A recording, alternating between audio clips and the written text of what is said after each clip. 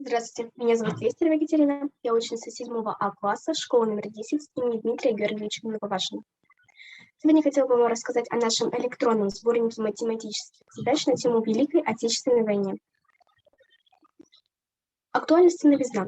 Прошло 76 лет после победы в Великой Отечественной войне. Современная молодежь плохо знает, какой страшной ценой досталась нам победа над фашизмом. Нас заинтересовало то, какое участие в войне приняли наши земляки, жители Якутии. Поэтому мы решили создать электронный сборник математических задач. Гипотеза. Через составление математических задач по Великой Отечественной войне, решая их, узнаем историю своей родины, улучшим знания по истории, математике, английскому языку, повысим патриотизм и нравственность. Цель работы – воспитательная, учебная, эстетическая, а также просветительская. Решая задачи из сборника, ребята из разных уголков нашей страны и мира узнают, какую высокую цену заплатили жители Якутии и СССР в победе над фашизмом во Второй мировой войне. Задача – собрать исторический материал о войне, проанализировать полученные сведения, составить математические задачи разного уровня сложности, перевести задачи на английский и якутский язык, нарисовать рисунки на военную тематику, оформить наш сборник. Практическая значимость, перспектива. Данный сборник можно использовать на уроках математики и математическом кружке учащихся 4, 5, 6, 7 классов. Составлять задачи можно на протяжении всех лет обучения в школе по мере усложнения математики.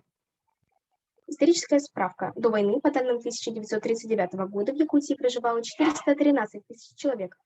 За годы войны на фронт были призваны свыше 62 тысяч якутян. На экране вам показаны наши авторские математические задачи, которые составляли мы с ребятами, а также рисунки наших одноклассников на военную тематику. К сожалению, в презентации показаны не все задачи из-за ограничений слайдов в данной презентации.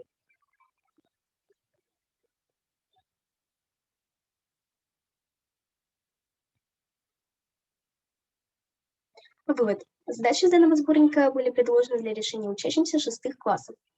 2 раза было проведено анкетирование учащихся до решения задачи и после. Было задано 2 вопроса. Что ты знаешь о Великой Отечественной войне и какое участие в Великой Отечественной войне приняли жители республики? До решения задач большинство ребят ответили, что не знают ответ на этот вопрос.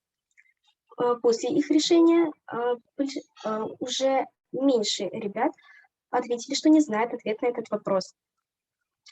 То есть, решая задачи, мы узнаем много нового о войне. Спасибо за внимание.